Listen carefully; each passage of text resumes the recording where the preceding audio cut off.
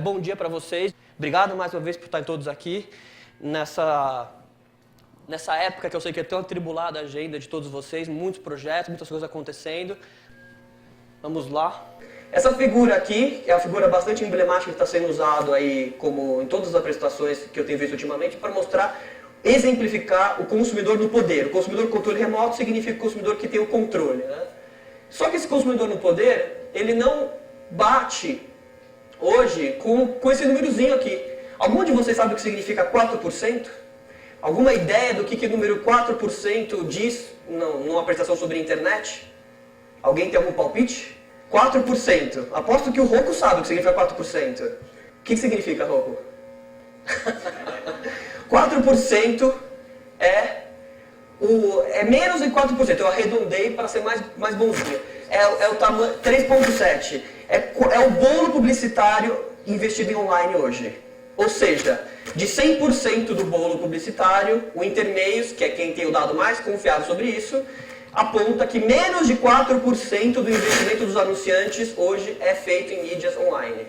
É óbvio que esse número tem uma série de deturpações, porque ele não conta investimentos de Google, não conta os projetos que a iFink faz, quase 90% do nosso faturamento não entra nessa conta, então assim, o dado ele não é bem esse, mas ele é pequeno, ele é muito pequeno. E aí eu contei com uma ajuda da minha amiga Fábia, do Ibope, para tentar mostrar para vocês por que esse dado é pequeno. Trouxe uma pesquisa aqui, infelizmente ela é do mercado americano, mas acho que a gente pode extrapolar para cá. Que é uma pesquisa que mostra quantas horas os consumidores têm gasto assistindo televisão. Então você vê aqui por faixa etária de idade, né? Até 11 anos, 17 anos, e o tempo que eles estão gastando assistindo, usando a internet. Então por aqui, sendo bastante conservador, você vê que a proporção do tempo gasto pelo consumidor com TV versus o que ele gasta com internet não é 4%. A pizza não deveria ser 4%, deveria ser no mínimo o dobro, no mínimo 8%, 10%. Sendo bem franco e sem paixão pela mídia online. Isso aqui é uma conta matemática, é um raciocínio frio. É o tempo que o cara está na frente do computador versus o tempo que ele está assistindo televisão. E a verba publicitária deveria acompanhar isso. Afinal de contas, esse cara está saindo da televisão e indo para a internet e a verba não está andando junto, na mesma velocidade, na mesma proporção. Isso aqui é uma enorme oportunidade. Se eu estiver fazendo um business plan da iFink para qualquer investidor, eu vou mostrar esse chart e quanto que a gente tem aqui de gap entre o que a gente tem hoje e o que a gente vai ter no futuro. Bom, falando um pouquinho do Think Success, só para quem não conhece ou quem não vê nos outros eventos da iFink, essa é a 5ª edição. A gente teve um desafio esse ano aí novo, que foi fazer 2 edições no ano. Então a gente fez a primeira em 2003, a segunda em 2006, terceira em 2007, quarto foi em junho desse ano e estamos aqui de novo agora. Apesar de uma série de pessoas me desencorajarem, falarem não faça 2 vezes por ano, você não vai ter assunto, as pessoas não vão estar afim, você vai se queimar, e vocês estão aqui, essa é a prova de que as pessoas estavam erradas e que dá para fazer 2 vezes por ano sim. É muito difícil, é um grande desafio para a gente, mas eu acho que a maior recompensa é a nossa troca que a gente vai ter aqui. Então agora vamos falar um pouquinho do que eu vi nesses 2 eventos que aconteceram quase que na sequência, né? O Mix aconteceu no final de setembro e a DMA aconteceu em outubro. Então os eventos foram muito próximos um do outro e por isso que a gente resolveu fazer aqui um mix do Mix com a DMA. Esse aqui foi o tema chamado pela DMA, Are You Connected? Então, eu já fiquei super empolgado antes de ir para lá, falando, se o tema é esse, então o evento vai ser bastante digital.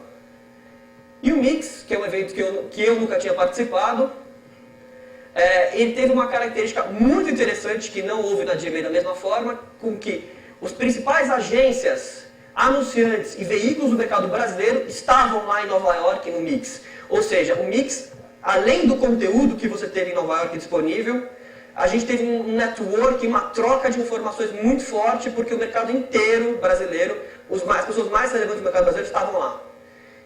Representadas por N empresas, mais de 100 pessoas estavam em Nova York interagindo em eventos muito bacanas. Então, realmente, o Mix ele tem uma característica de network muito forte e recomendo para todos vocês, sempre acontece em Nova York em setembro.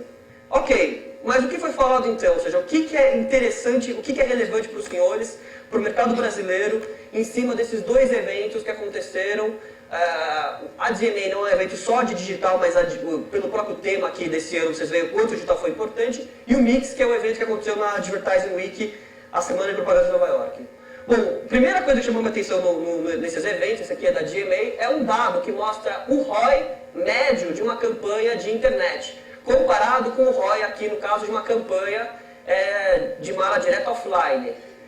E nem tem TV aberta aqui porque não é o foco da DMA, mas se tivesse aqui ia ser uma lavada. Então, tipo, não vamos nem considerar a campanha de ATL dessa conta aqui de retorno direto, Direct Response. Então você tem aqui o ROI que você tem para cada dólar investido aí numa campanha de internet como dado oficial que a DMA compila nos Estados Unidos. Um outro dado interessante que chamou minha atenção, no mercado americano, o investimento de internet em 2007 foi 7,6%, contra os nossos 4 lá que vocês viram do Brasil, e ele já passou rádio. No ano passado, o investimento em mídia online já foi maior do que o investimento em rádio nos Estados Unidos. E aqui vocês veem a projeção de crescimento da eMarketeer para investimento em mídia online. Esse dado aqui é para deixar todo mundo feliz e mostrar que 2009 está salvo para quem trabalha com mídia online. Porque isso aqui são N institutos de pesquisa e cada instituto de pesquisa aponta quanto que a internet vai crescer em 2009. Ou seja, o mais conservador fala em 12% e o mais otimista fala em 22% de crescimento do investimento em mídia online em 2009, mesmo com o cenário da economia adverso que a gente tem. O discurso da iThink e o discurso de toda a internet agora a internet se fortalece no momento de crise porque ela a accountability dela é muito maior. Então, no momento de crise, você joga o dinheiro para aquilo que você tem mais certeza que vai funcionar. Ok, então tá bom. Então vamos falar um pouquinho dos conceitos das ferramentas apresentadas nesses 2 eventos. Aí eu queria fazer um parênteses para vocês. Quando eu estava pensando nesse evento aqui pra gente, em trocar com vocês um pouquinho sobre visão de mercado, eu me toquei que você deve estar cansados de ver em eventos e ler conteúdos que falam sobre Web 2.0 e a ferramenta A, Z, X, PTO, porque o mercado tem falado muito de ferramentas e de táticas. Eu quis trazer para a discussão aqui com vocês, e eu vou entrar nessa discussão, uma coisa um pouco mais estratégica. Ou seja, nós vamos falar aqui um pouquinho de visão conceitual de como uma empresa insere no mercado digital. Antes disso, só para não tirar essa parte, talvez seja expectativa de alguns de vocês, eu vou mostrar alguns pontos que chamaram a atenção, ainda nessa parte de táticas. Esses 2 eventos falaram de tudo isso que vocês estão vendo aqui. Falaram de social media, falaram de mobile, falaram de Web 2.0, de Web 3.0, mas isso não é o mais relevante que eu queria conversar com vocês hoje. Porém, antes, eu vou mencionar algumas coisas que chamaram minha atenção. Uma delas, como eu falei no começo, é vídeo. O uso massivo do vídeo como ferramenta, como tática para sucesso em campanhas de internet. E aí tem um estudo que foi apresentado na GMA que mostra a diferença de resultado de uma campanha que não usa vídeo com uma campanha que usa vídeo. Uma conversão 4 vezes maior. Aqui é um estudo baseado em venda online, varejo. Ou seja, quando o varejista coloca uma ferramenta de vídeo na internet, um conteúdo em vídeo, ele aumenta em 4 vezes a taxa de conversão dele. Extremamente significativo. E além disso, um outro dado que mostra que quando você conjuga o vídeo com uma mensagem segmentada, com uma mensagem personalizada, ou seja, quando você mistura behavior targeting com vídeo, aí o aumento ele vai para 11 vezes em cima de uma mensagem tradicional. Ou seja, é muito poderoso isso. É caro, é complexo, fazer vídeo não é uma coisa barata, fazer vídeo decente, né, bem feito. Mas o resultado é muito bom, vale muito a pena, é uma coisa que recomendo entrar na pauta das discussões de vocês. Outra coisa, que eu não podia deixar de falar, chamou muito minha atenção, é mobile marketing. Mobile marketing tem N motivos que apontam por que ele é relevante no nosso dia a dia. O principal deles existe 1 bilhão de pessoas que usam a internet no computador e 3,3 bilhões de pessoas que têm celular. 3 vezes mais o potencial de audiência no celular do que no computador. Só isso é um dado, já é muito relevante para a gente pensar em mobile marketing.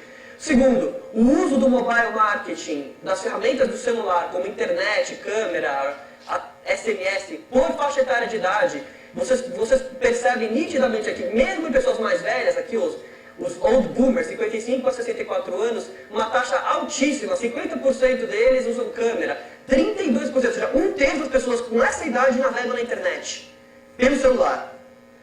Então o celular, na verdade, deixou muito tempo de ser, e aí eu tenho muito menos autoridade para falar isso do que o Bula que está aqui, mas eu tenho certeza que ele vai concordar que o celular deixou há muito tempo de ser uma ferramenta para falar só. E a partir desse momento ele virou uma plataforma de mídia que está no teu bolso dos senhores o dia inteiro. Que é o que mostra esse gráfico aqui do Yahoo também. Isso aqui eu achei muito bacana. O tempo que cada mídia impacta o consumidor, da hora que ele acorda até a hora que ele vai dormir. Então ele é impactado quando ele acorda pelo jornal, depois ele é impactado pelo rádio no caminho para o trabalho, depois ele é impactado pela internet no computador no trabalho, depois ele é impactado pelo rádio na volta para casa e depois ele é impactado pela TV à noite. E o que impacta ele o tempo todo, de uma ponta até o todo dia dele? Celular. Está no bolso dele o dia inteiro. Esse slide aqui devia estar no PPT das operadoras na hora de vender campanha. Outra coisa que chamou a atenção, uma coisa bem interessante que chamou a atenção é o seguinte. A comunicação digital, cada vez mais, ela é uma comunicação menos intuitiva. Cada vez ela é uma comunicação mais baseada em números. Isso por sofrimento dos criativos. Os criativos não gostam disso, acham um saco, não gostam nem de fazer link patrocinado, que acham uma chatice. Porém, a ciência da mídia online é uma ciência cada vez mais exata. As pessoas usam algoritmos, lógica fuzzy e outras ferramentas e estatísticos para melhorar a taxa de response de campanhas. O varejista sabe muito bem o que é isso com SEO, com outras ferramentas, que dá muito mais dinheiro do que uma sacada que vai ganhar um prêmio em Cannes com um banner bonitinho e diferente. Uma das coisas interessantes é que o conceito de custo por clique, na visão do que foi apresentado no Mix em Nova York, ele já está ultrapassado. E o que a gente tem agora, obviamente vendido pela Microsoft, que tem a tecnologia, e outros fornecedores que têm a tecnologia de mensuração, o que deve ser avaliado é o tal do CPA, que é o Cost Per Acquisition, e não mais o CPC. E por que isso? Segundo o estudo que a Microsoft fez, 94% dos pontos de contato de uma marca com o consumidor no meio online, eles não são considerados quando apenas o último clique é levado em consideração na métrica. Ou seja, você tem uma campanha rodando com mídia, com display, com e-mail marketing, com pop-up, com social media, com link patrocinado, só que você só mensura a taxa de clique daquela peça e o que ela converteu ou não dentro do teu site. Todo o impacto que as outras peças geraram naquele consumidor, segundo esse estudo, é desconsiderado. E aí o que é proposto é se trabalhar o que eles chamam de engagement mapping, que basicamente tem uma figurinha aqui que representa como isso funciona. Você tem aqui o consumidor, você tem aqui o teu goal, que é o teu alvo, sei lá, venda online, cadastro, e você mapeia todas as interações que aconteceram da tua campanha, do teu flight, até chegar nesse ponto. E aí o software faz uma conta, uma média, para saber o seguinte, se aquele banner que ele viu, mais aquele outro, e ele faz uma média ponderada de qual foi o custo de aquisição, considerando todo o impacto que foi gerado com aquele consumidor, e não o último clique mais. É óbvio que isso aqui tem por trás uma estratégia dos portais de mostrar que campanha de display ainda é relevante. Afinal de contas, senão todo mundo dava shutdown e todo mundo fazia link patrocinado. Porque se você olhar o link patrocinado comparado com qualquer campanha de display, por mais genial que ela seja, se você medir o ROI do último clique, não dá nem, assim, são zeros de diferença, zero nas casas decimais. Então a única forma de você mostrar que a campanha de display é relevante são duas. Uma é dizer que você está fazendo branding, e que aí você vai fazer uma pesquisa de recall de marca, e a tua marca vai aparecer porque ela foi considerada. Existe muita gente que acha que se constrói branding com a internet, e eu sou um deles. E a outra forma é você fazer isso. Você fala o seguinte, aquele banner, aquela diária do Yahoo ou do IG que custou uma fortuna e que envelopou o nome do IG, o consumidor foi impactado por ela aqui no começo e depois ele comprou. Ou seja, pode haver uma correlação entre essa veiculação que eu fiz e a transação fechada na ponta. Isso é muito bacana, isso é muito legal, mas isso não é fácil de fazer. Você precisa usar N tecnologias. Se mais de uma pessoa usar o computador na tua casa, não funciona, porque a pessoa vai o software entende o computador e não o usuário. Tem N restrições. Não é simples fazer essa operação funcionar. Porém, recomendo vocês falarem com as suas agências, falarem com suas empresas de métricas, os veículos que vocês compram e começar a questionar eles com relação às métricas utilizadas para a performance das suas campanhas online.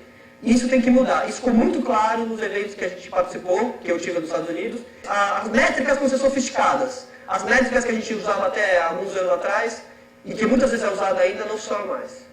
Agora, vou entrar na parte estratégica da apresentação. O ponto que eu quero colocar para vocês é o seguinte. Não basta vocês pensarem no dia a dia nas campanhas online nessas buzzwords, nessas ferramentas que estão disponíveis no dia a dia. Não basta vocês ficarem buscando qual que é o próximo Second Life. Que hoje quem fala de Second Life na verdade apanha, mas quem falava um ano atrás era a crista da onda. Se você quer ser cool, você tinha que ter feito alguma coisa no Second Life. E eu, enquanto a agência, fui inclusive penalizado por não ter uma área para fazer Second Life. Um monte de gente lá fazendo maquete em 3D, para ninguém ver, ninguém acessar. Então, o que eu quero falar para vocês? Mais relevante do que pensar na ferramenta é pensar no que mudou na relação marca-consumidor. E aí a gente está falando de uma discussão mais conceitual, que é o que eu vou entrar aqui agora. Muitos de vocês conhecem isso, mas eu acho que sempre é importante voltar. Porque senão, basta a gente... Eu recebi esse e-mail marketing essa semana, no site por R$79 por mês, ou R$95, depende do pacote, até R$139. Senão seria assim, seria fácil. Se fosse só ferramenta, se o nome do jogo fosse tecnologia e ferramenta, a gente podia ter sucesso contratando a Prático para fazer a estratégia digital de vocês. Só que, mesmo nos Estados Unidos, que é um mercado muito mais maduro que o nosso, muito mais sofisticado, olha o percentual que é hoje investido em estratégia de marketing em 3 formatinhos, que é busca, link patrocinado, banner e classificados. Ou seja, 3/4 de tudo que se investe online nos Estados Unidos hoje é investido no que a gente já chama de mídia online tradicional, que é uma coisa engraçada, né? Hoje eu já fui em reunião que o cara fala, não, ó, essa ação aqui é mídia online tradicional, e isso aqui não, é mídia online de inovação. Como assim? A mídia online ela era de vanguarda, agora ela tem 2 categorias, se divide no que é tradicional e o que não é. E realmente existe muito discurso, muito blá blá blá para falar sobre trends, e na prática as pessoas fazem um safe choice. Como tudo na vida, no mundo corporativo as pessoas sempre buscam um caminho mais seguro. Porém, na internet isso já não custa, o custo de você deixar o Google surgir na esquina. Então, o que eu estou dizendo para os senhores é, essa pizza aqui, ela tem que virar várias fatiazinhas, e não essa distribuição tem que mudar. Então, como é que a gente transforma aí, como é que faz sair do casulo e vira uma borboleta aí, como é que a gente consegue efetivamente mudar essa visão, né? E o que está em jogo, qual que é a mudança que está em jogo? Bom, a mudança que está em jogo é, primeira coisa, os senhores entenderem que esse ciclozinho aqui que funcionou durante 50 anos muito bem, não funciona mais. Que é um ciclozinho onde você compra propaganda, aumenta o canal de distribuição, vende mais produto, gera lucro, compra mais propaganda, aumenta o canal de distribuição, vende produto, gera lucro, que é um negócio na China isso aqui, uma espiral positiva e um ciclo virtuoso que durante muitos anos sustentou as empresas, de bem de consumo principalmente, e que era baseada na TV. A TV era o principal suporte para esse mecanismo funcionar. Só que isso parou de funcionar, ou isso funciona cada vez menos. Eu vou mostrar alguns dados para vocês aqui para corroborar o que eu estou falando. Bom, esse aqui, eu não podia deixar de mostrar esse gráfico, mostra que apenas 18% das campanhas de televisão hoje geram ROI positivo para a marca. E eu já vi vários números, várias pesquisas, todas com dados desse ou menor. Numa pesquisa espontânea de quantos consumidores se sente confortável em ver esse tipo de interrupção. 90% dos consumidores, se puderem pular um comercial, vão pular. Vocês devem ter visto isso também. Eu só estou reforçando que eu acho importante a gente alinhar. O consumidor é impactado por 3 mil mensagens por dia. Diferença, ele é interrompido 3 mil vezes por dia. Não liga a mínima para isso. Consumidores, apenas 14% confiam na propaganda e 78% confiam em outros consumidores.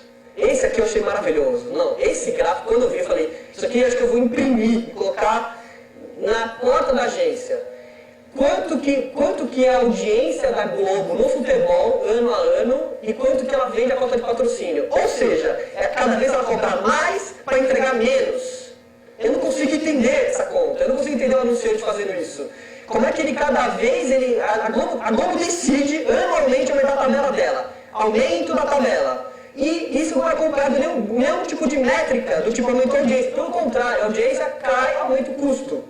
Como que é o ROI disso? Será que esses caras que estão comprando essa mídia fazem uma conta de retorno? Bom, não sei quem de vocês aqui já assistiu essa série, eu recomendo para todos assistirem, Mad Men, que é uma série que fala da propaganda dos anos 40, anos 50 nos Estados Unidos. O nome Mad Men vem de Madison Avenue, os homens da Madison Avenue. E o bacana é ver nessa série como é que eles resolviam os problemas de briefing, de comunicação, e como hoje algumas vezes é do mesmo jeito. Ou seja, eu vejo hoje a agência de propaganda resolvendo problemas de comunicação dos clientes do mesmo jeito que esses senhores aqui que vestiam de terno resolviam há 50 anos atrás. É muito engraçado isso.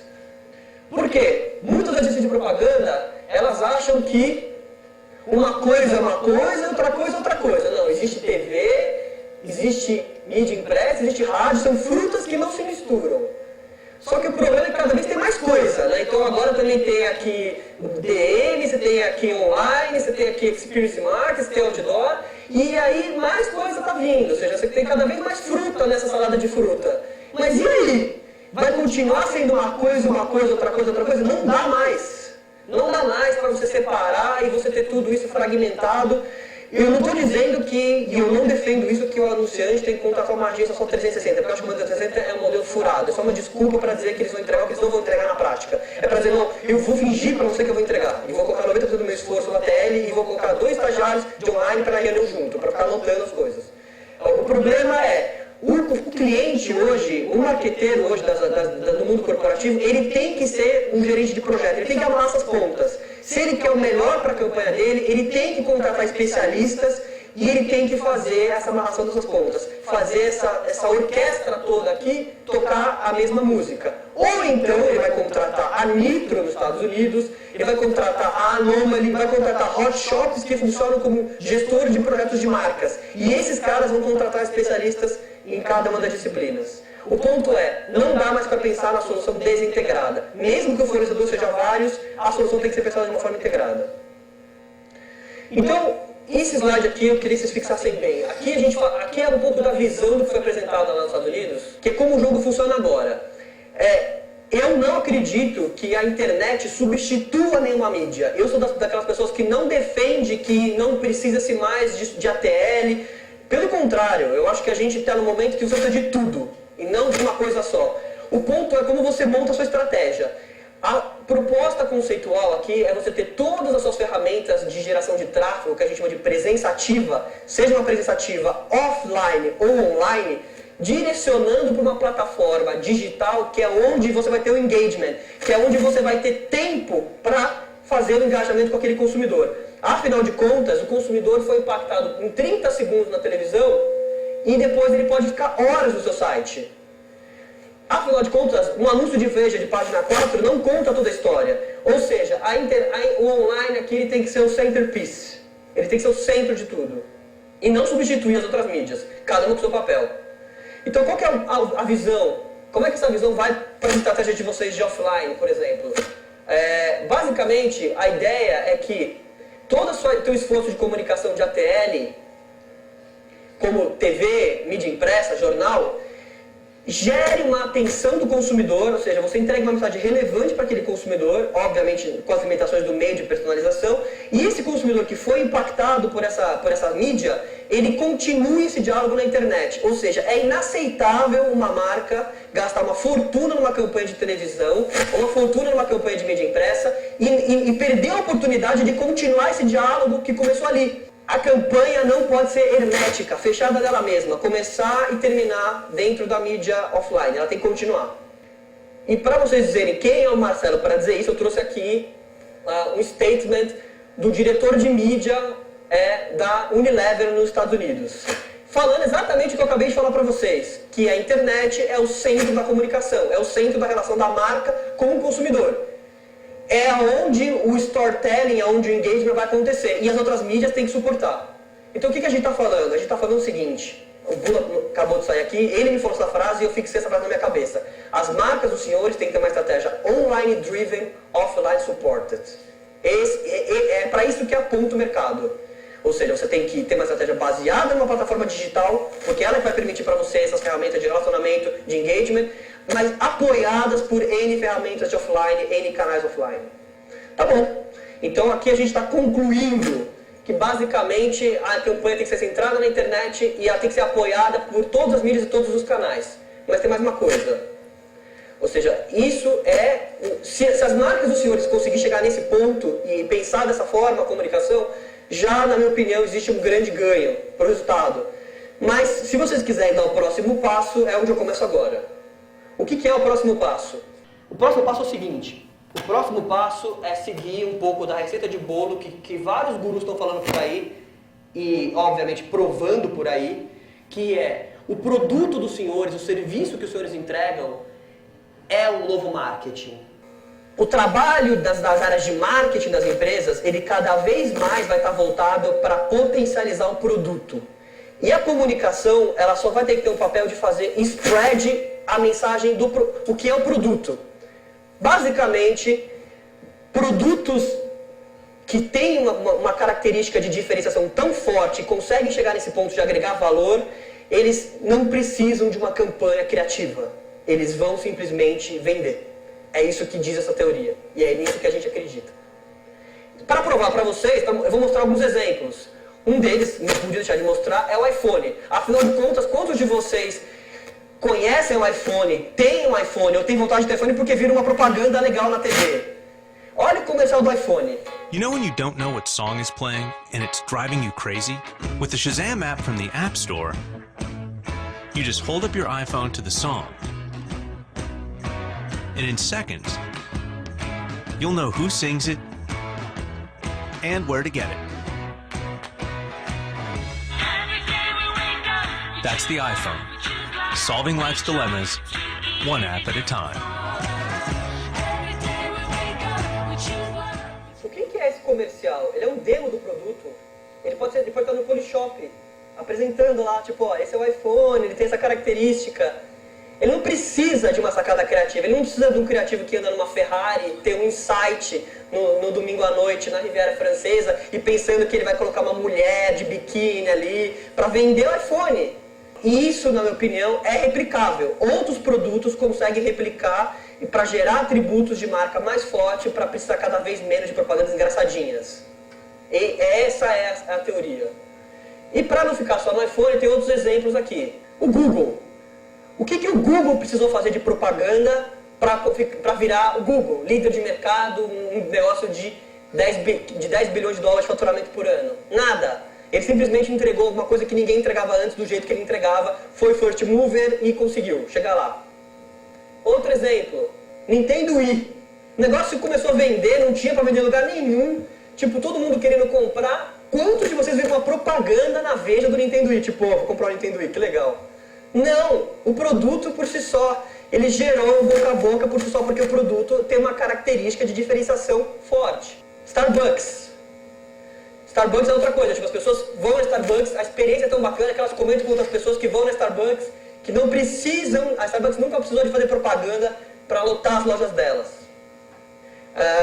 Antes de entrar no exemplo da Domino's Pizza, eu não coloquei aqui, mas só para vocês falarem que isso não tem no mercado brasileiro e que isso não é mais difícil com produtos não duráveis, tem um exemplo sim para os senhores, que é Sucos Del Valle. Não sei se vocês lembram, o Sucos Del Valle, quando eles fizeram a primeira propaganda na TV, foi uma propaganda para agradecer, que eles estavam no mercado, sei lá, 3 anos ou 4 anos, eram líderes de mercado, obrigado população por ter tornado o Sucos Del Valle líder de mercado. Eles não fizeram nada de propaganda antes, não construíram a marca deles e não ganharam market share fazendo propaganda, interrompendo o consumidor dia após dia, dia após dia. Aqui, a estratégia do Domino's Pizza é para mostrar como que isso entra no online. Afinal de contas, a gente está falando aqui de uma palestra digital. Então, Domino's Pizza, a agência do Domino's Pizza recebeu um briefing do tipo, como vamos fazer com que o delivery de pizzas na internet tenha algum tipo de diferencial, já que várias pizzas entregam online nos Estados Unidos. E eles criaram um negócio chamado Pizza Tracker, que você consegue montar a tua pizza e ver os pedacinhos da pizza aparecendo aqui na Pizza Builder que você faz, customizando a tua pizza, colocando a borda, o recheio e tudo mais. E depois você tem aqui um tracking, igual o tracking que você tem na Amazon quando você compra na FedEx, e momento a momento onde está a tua pizza. Está assando, está sendo embalada, e em algumas lojas tem uma câmera mostrando o que a câmera está fazendo. E o motoboy já está na rua entregando, e em alguns lugares eles colocaram GPS na moto do motoboy para você acompanhar o trajeto. Para que tudo isso? Eles quiseram agregar uma experiência diferenciada. Primeiro, tirar a ansiedade da pessoa que não sabe o que está acontecendo com a pizza dela. E segundo, criar uma experiência lúdica e que diferencia o processo de pedir uma pizza. Então, isso aqui é um exemplo para mostrar para vocês que dá para fazer com qualquer produto esse tipo de solução. Mais uma vez, só para dizer que essa não é a minha opinião, eu trouxe aqui alguns statements de algumas pessoas relevantes do mercado que fala a mesma coisa. Então, eu sou fã desse cara aqui, já li todos os 11 livros dele, e o que ele fala, não sei quem de vocês aqui já leu o livro Purple Call, onde ele fala que as marcas têm que criar produtos que se diferenciem. Ele usa a analogia da vaca.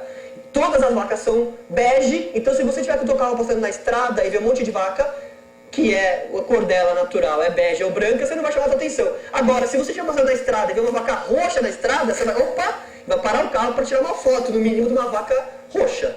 Então, a questão é como a gente consegue criar vacas roxas dentro dos nossos produtos. Como a gente consegue diferenciar nossos produtos para que eles sejam vacas roxas. É basicamente o que ele está falando aqui. Esse aqui é o queridinho do mercado, né? O presidente aí da Chris Porter, né? Então, olha que legal isso aqui. We think the future of advertising is great products that have market embedded in them. Ou seja, o produto é o marketing é o produto. Não o marketing é a campanha do produto, que alguém fez, o marketing vai lá e dá um jeito de vender. Vende aí. Outro cara aí, famosinho do mercado, fundador da KQA, que fala exatamente que você não consegue mais separar o Product Experience do Marketing Experience. Todo mundo falando a mesma coisa, gente. Não sou eu, não é I think. Se o marketing hoje, se o papel do marketing hoje é planejar e entregar serviços de valor agregado, qual que é o papel das ferramentas de comunicação? Que vocês podem falar, então vamos fechar agora, né? Não tem mais campanha, não vamos contratar agência, vou fazer só bons produtos, vou criar uma área de R&D, vou pegar toda a minha verba de mídia e vou colocar em R&D e pronto, ponto final. Mas não é tão simples assim, né? Ou seja, existe uma coisinha aí no meio dessa história toda, que é contar histórias. Ou seja, o papel do marketing hoje, o papel da comunicação hoje, melhor dizendo, é contar uma história que o marketing criou. Você cria um produto com diferencial e depois desse produto com diferencial, essa história tem que ser contada. Obviamente que quanto maior o grau de diferenciação do produto, a história é mais fácil de contar. Quanto menor o grau de diferenciação do produto, a história tem que ser mais elaborada, o criativo tem que ser mais criativo. Né? Porque tipo, fazer uma estratégia online, uma campanha para vender um carro que não tem nenhum atributo, nenhum diferencial, um pé de cabra, não funciona direito, é difícil, é bem difícil. E vou mostrar para vocês então agora algumas marcas que contam histórias de uma forma bacana e diferenciada. Primeiro, esse aqui você deve conhecer, é a estratégia que a Burger King fez nos Estados Unidos, junto com a agência dela, que é a Chris Porter, para chamar a atenção do Whopper, que é o Big Mac da Burger King. O que eles fizeram? Eles pegaram uma loja da Burger King nos Estados Unidos e falaram o seguinte, essa loja da Burger King não vai vender o Whopper nesse dia.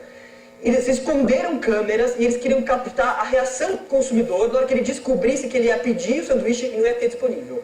E eles iam falar, saiu fora, não tem mais, não vende nunca mais esse sanduíche. Então olha o que aconteceu. This is a regular Burger King. Today, this Burger King is a Whopper free zone. Any customers come in here or go to the drive-thru and ask for a Whopper, they're unfortunately going to be met with a no. It's no longer on the menu. Welcome to the Whopper free Burger King. I love the Whopper. It's a great sandwich. It's a fulfilling sandwich. That's what Burger King is, home of the Whopper. Recently, we conducted an experiment in a Burger King. The following are the results of that experiment. Basically, you're going to have people coming in the door, they're going to place an order, we're going to tell them, I'm sorry, we have discontinued the Whopper. We're not doing this to be mean, we're doing this just to prove a point. The cameras are hidden, the customers are real, the reactions are authentic. It's the best burger nationwide. This is Whopper Freakout. What? That's your thing, though. The Whopper's That's your our thing. Yes. And it's gone. And it's gone. Oh my God. You know you like that. Oh my God. They discontinued the Whopper. Hi, yes.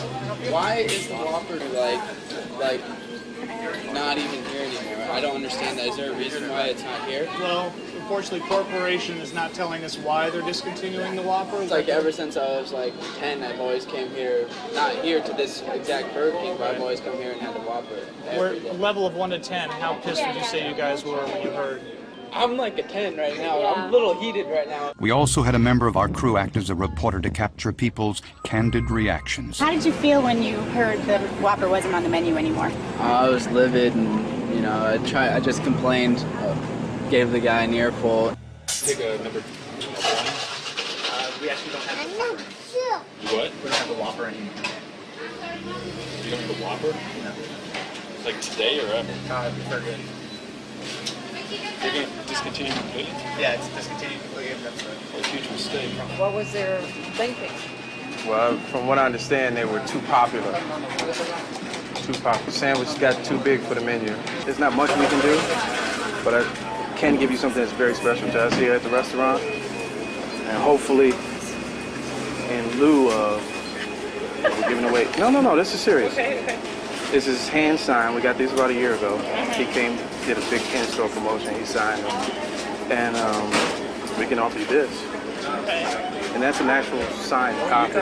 When I was a kid, my dad would order me a Whopper because I wasn't big enough to eat it all. And that was one of the things when I got big enough Whopper. That was like, I was a man. Ladies and gentlemen, my name is Andrew. I'm the manager of this particular Burger King. I apologize for the delay. I do need to let everyone know that the Whopper has been discontinued forever. Whoppers are gone. Like, that's it. Like, I was just talking to him about childhood memories. We used to drive quite a distance just to get a Burger King. So that was my memory. Mom taking a van full of kids to Burger King. Everyone got Whoppers. Everyone got Whoppers. We got our double Whoppers. We were big boys. From New York, we went to Connecticut for Burger King. We went back about 30 years ago. So you drove all the way to another state That's for right. a Burger King? That's right. For the Whopper. Oh, just for the Whopper? For the Whopper. The original Whopper with cheese combo. That's gone. You don't have the Whopper with cheese anymore? Seriously? Wow, can you believe that? $9.95. Bizarre. All of them, not just you. All of them. Just like that. Unfortunately, we no longer have Whoppers. You cannot be serious. Is this a joke? I want your manager at the window when I get there, please. It sucks. It's nuts and it's ludicrous and it's stupid. I think it's a huge mistake. I think it's the best burger nationwide, and I like the tradition of it too. The Burger King doesn't have the Whopper. They might as well change their name to Burger Queen. Yeah. What are you going to put on the logo now? Yeah, home of the whatever we got. People didn't like it when the Whopper was gone. That was clear. So how would people feel if they ordered a Whopper but got something else instead? Again, our hidden cameras rolled.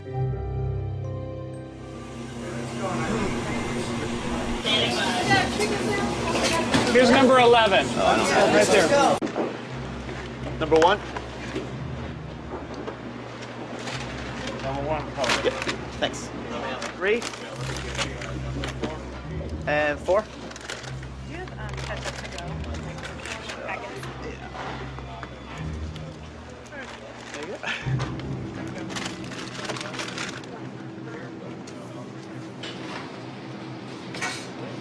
That's supposed to be a Whopper.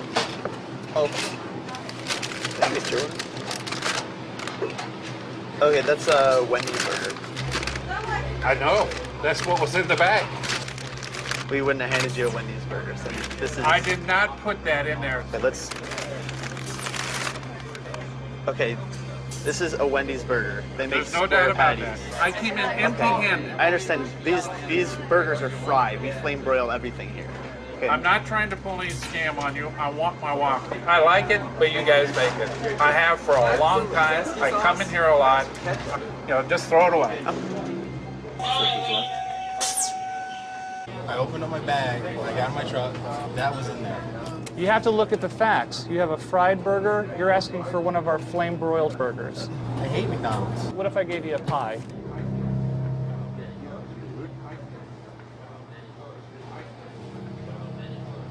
Sir Paul? What's inside there? That's a Wendy's burger. We wouldn't serve that. There's no possible way we could make a square patty. We don't have the facilities to even do that. I hate Wendy's. Well, we can get you a Whopper if you just Yes, want please. That's what I ordered right here. And you weren't satisfied with that Whopper? After all this, we just couldn't deprive our customers of a Whopper. And we had just the guy to give it to them. Okay, would you like to see These are my middle names. boss? Yes. Get the boss. Okay. I can get the boss for you. There's the boss. Oh, what? Oh, I get to meet the king. Sir, this has all been a prank. He's a gentle giant. So in the end, we'd accomplished what we set out to prove, that once and for all, the Whopper is, as we thought, America's favorite. The next time you hear those words, just think back to the town and the day when the Whopper went away. Think back to Whopper Freakout. Basicamente, para que eles fizeram isso? Por que a Burger King fez isso? Por um motivo simples. O comercial de 30 que ela fazia antes não impacta mais o consumidor, ele pula. Nos Estados Unidos, já 1/3 dos consumidores tem chip em casa, ou DVR, qualquer tipo. Então eles não assistem mais comercial. Então o anunciante precisa dar um outro jeito de fazer a sua mensagem chegar lá. Qual a mensagem que eles querem falar? Que o Whopper é o ícone, que é um puta produto. Como eles fizeram isso? Fizeram esse documentário, colocaram na internet e o consumidor busca sozinho o conteúdo. O consumidor não vê isso como propaganda, gente, ele vê isso como conteúdo. Então, ele pode assistir Heroes ou Whopper Freakout. Então, olha que coisa louca. O anunciante virou mídia, o anunciante virou conteúdo. O anunciante também entrega conteúdo e compete. Você tem o seu tempo limitado, então você vai assistir Prison Break, Lost ou Whopper Freakout. É isso que está acontecendo aqui. É isso que foi falado bastante nos eventos que eu fui. Bom, esse Whopper Freakout já tem 1 ano, mais ou menos, que foi lançado. Ontem eu estava pesquisando na internet e eu descobri que o Burger King lançou uma nova estratégia com a mesma mecânica, mais ou menos. Dessa vez, o que eles fizeram? O negócio está rodando um teaser agora. Daqui a alguns dias que vai entrar a campanha no ar. Eu vou mostrar para vocês o filme de um teaser de 30 segundos. Eles fizeram o seguinte, eles contrataram um cineasta famoso, que não lembro o nome agora, para rodar o mundo nos lugares mais esmos do mundo, mais distantes, e para levar o cara para experimentar um Whopper que nunca viu um hambúrguer na vida. O cara que mora numa vilazinha na Tailândia, que nunca viu, que nunca teve contato com a cultura ocidental e com hambúrguer, eles querem que o cara prove o hambúrguer. Só que eles vão fazer o quê? Eles vão dar pro cara comer um Whopper e um Big Mac. E vão querer saber a opinião do cara, o que é melhor. Não, olha isso. Olha esse vídeo. What happens if you take remote Chiang Mai villagers who've never seen a burger, who don't even have a word for burger, and ask them to compare Whopper versus Big Mac in the world's purest taste test? The Whopper is America's favorite. But what will these people choose? The Whopper Virgins will decide. Whopper Virgins. Isso achei o máximo, achei esse nome. Não, tem que ter muito culhão para ser o diretor de marketing do Burger King e aprovar esse briefing. Tem ou não tem essa ideia da agência? Esse é o futuro da comunicação. Vocês estão vendo ao vivo e a cores no presente. Vou mostrar só mais 2 casos para acabar aqui a apresentação. Um deles é para o fone de ouvido chamado Jailbone, que é um fone de ouvido Bluetooth desses fonezinhos. E o que tem de sacada aqui, de interessante aqui pra gente compartilhar, pra gente trocar? 2 coisas. Primeiro, a agência de propaganda que foi contratada pelo fabricante desse fone de ouvido foi a Anomaly, que é uma agência americana dessas consideradas como hot shops. A Anomaly falou o seguinte, falou assim, eu faço para você o projeto de comunicação, mas eu não quero fazer a campanha, eu quero desenhar o produto, desenhar a embalagem, desenhar a estratégia de distribuição e eu quero ganhar um royalty por cada fone vendido. Vocês topam? Toparam. Hoje, esse fone é líder no mercado americano dos premiums Bluetooth headsets. E a estratégia de comunicação deles vai para a mesma linha, que é gerar conteúdo e fazer o consumidor ir atrás do conteúdo para ver o benefício do produto, que no caso, o principal diferenciador do produto, desse Bluetooth, é que ele tem um sistema de noise cancelling mais eficiente do mercado. Ou seja, você põe o fone, você pode estar num lugar super barulhento e que você vai ouvir, e a pessoa vai ouvir sem cortando o seu ambiente. И olha o filme que foi feito para divulgar isso. А ты что сидишь? А ну ешь нормально. Я хочу, чтобы им наши деньги не нравятся. Я чувствую, что наши им деньги не нравятся. Можно выпить что-нибудь нормального? Фу, я ненавижу этот сыр. Эй, водки! Нормальная еда! Ай, хорошо вошла! Хорошо вошла! Excuse-moi pour une petite seconde. Ouais, vas-y. Allô? Oui, Patrick, comment vas-tu? J'ai aucune idée. T'as regardé sur mon bureau à gauche, non? Mais écoute, te fais pas de soucis pour ça. Ce que je fais, c'est que de toute façon, demain, je vais être au bureau, donc je m'occuperai de tout ça. Ok? Bye bye. Qu'est-ce qu'on a d'hérité? Qu'est-ce que vous avez?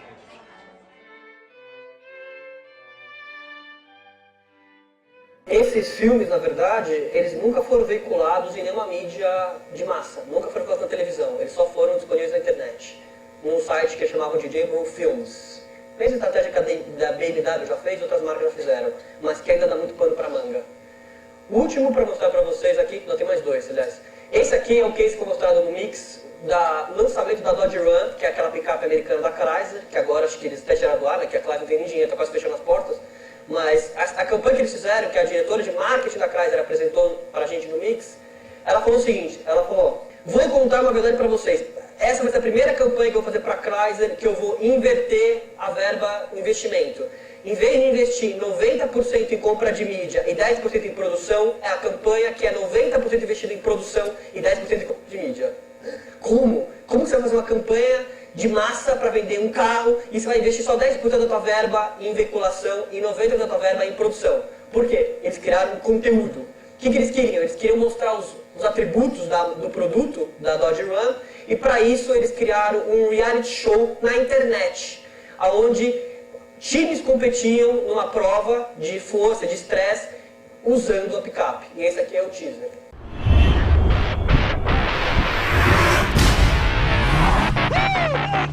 Joe Baker, go home. Yeah. Army strong right there. Kick-up's RIT. Good thing I know how to drive fast.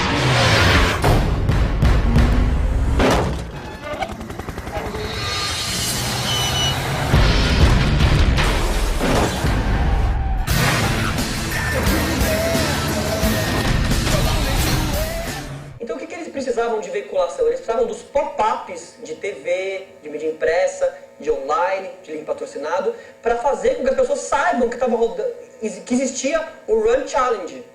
E aí elas iam entrar e consumir o conteúdo, da mesma forma que elas iam consumir o conteúdo de um Heroes ou de uma série americana. Esse é o modelo que as marcas estão seguindo. O último para mostrar para vocês é o case do Heroes, que foi apresentado também em Nova York, falando um pouquinho dessa lógica de transmídia, que é o termo que o próprio criador do Heroes cunhou para a estratégia dele, que é uma estratégia onde o conceito do Heroes, da história, o storytelling do Heroes, acontece simultaneamente em vários lugares.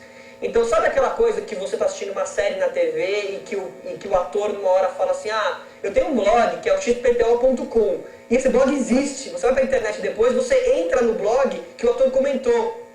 E dentro do blog, você cadastra o seu celular, recebe um SMS e acompanha pequenos drops da história que se complementam à história principal que roda na TV dentro do celular. E se você vai na banca de jornal, tem um HQ, um quadrinhos do Heroes, que também é uma parte da história. Então o fã do Heroes só consegue ter a experiência completa e entender toda a história se ele consumir Heroes em diversas mídias, on e off. Elas se complementam. Esse é o conceito de transmídia. E esse também é um conceito que qualquer anunciante pode fazer, porque você pode criar conteúdo e o teu conteúdo não é sobre fazer um site, pode ser uma revista, pode ser qualquer tipo de formato.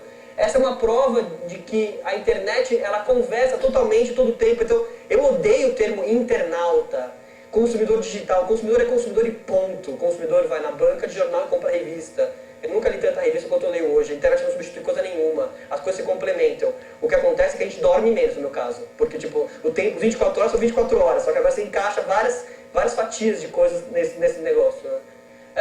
Eu trouxe dois charts que a gente usa na iThink para falar de estratégia digital que são muito bacanas e que explicam muito como a gente trabalha. O primeiro deles é o seguinte: estratégia digital, estratégia de presença online. Como é que você pode pensar nela? Você pode pensar que por um lado ela é uma estratégia de business performance, e aí a gente está falando disso, ou seja, de como que a internet e a propaganda gera utilidade para um produto. Isso aí eu estou falando de área de autoatendimento de site, eu estou falando do cara poder fazer uma segunda via do boleto dele online, estou falando de coisas que não é comunicação, mas que é um valor agregado que uma marca presta para um consumidor na internet. E por outro lado, o brand stretch aqui, que é essa parte mais emocional. Então a gente usa até uma figura lá na agência que é o Yin e Yang. Então você tem aqui o Yin, que é a parte racional do cérebro do cara, que vai falar, nossa, que marca legal, que não me obriga a ficar no call center meia hora para conseguir uma informação, que eu faço na internet. Nossa, que marca bacana, que fez uma campanha que tocou meu coração. Então, as coisas não se substituem, elas são dois lados da mesma moeda, emocional e racional. E aí aqui no meio você tem todas as ferramentas que você vai utilizar. Um outro slide, que fala uma outra forma de ver a estratégia online, é isso aqui, ou seja, você tem dois níveis, né? Você tem uma camada estratégica, uma camada de execução. E você tem a mensuração do resultado. Então você tem aqui, na verdade, o conhecimento da empresa, mais o conhecimento do consumidor, gerando o que o mercado chama, que eu odeio esse nome, mas eu não posso já usar o termo do mercado, que é a tal da Big Idea, que hoje é a moda você falar em Big Idea. Acho que não tem Big Idea coisa nenhuma, acho que o que tem são ideias boas. É só mais um termo de publicitário isso aqui. Mas, de qualquer jeito, você tem que uma estratégia desenhada, e essa estratégia desenhada ela desce para o nível de execução, que se divide em presença online receptiva e presença online ativa, que é a atração de tráfego e como é que você pega esse tráfego gerado e converte, e gera um engagement. E depois você analisa. Esse slidezinho aqui conta toda a história, gente. Ou seja, quer saber como fazer a internet? O processo é esse. É o slide que conta. O que a gente falou na apresentação aqui de hoje? Quais são os pontos para ressaltar para vocês? Entender o DNA da marca. Isso aqui eu sei que parece chavão, você deve falar, puta, você está falando, todo mundo fala, mas é verdade. A marca precisa entender qual é o seu DNA. O DNA da Apple é User Experience, ponto. Que ela quer é gerar a melhor experiência de uso para o consumidor dela em qualquer produto que ela faz. Esse é o DNA da Apple. Identifica o valor agregado do seu produto. Seja, como é que o seu produto consegue ser o Purple Call? Como transformar o produto dos senhores no Purple Call? Como que a internet pode ajudar nisso? Ou seja, o nosso papel para os nossos clientes no dia a dia é detectar oportunidades da internet ajudar a diferenciar o produto do cliente. Processos, serviços e conteúdo são o novo marketing. Como eu falei para vocês, o marketing não é só campanha. A presença online receptiva sempre vem primeiro, ou seja, não cometam o erro de fazer uma campanha que não é clicável, porque não tem para onde ir. Porque é outra área que cuida. Eu fiz o banner e pus no ar o banner, no portal. Mas o banner não dá para lugar nenhum, porque ninguém pensou na outra ponta. Não façam isso. A presença ativa tem que contar uma história, tem que fazer storytelling. E exija que a sua agência maximize a experiência de consumo do seu produto. Ou então liga pra gente. É isso.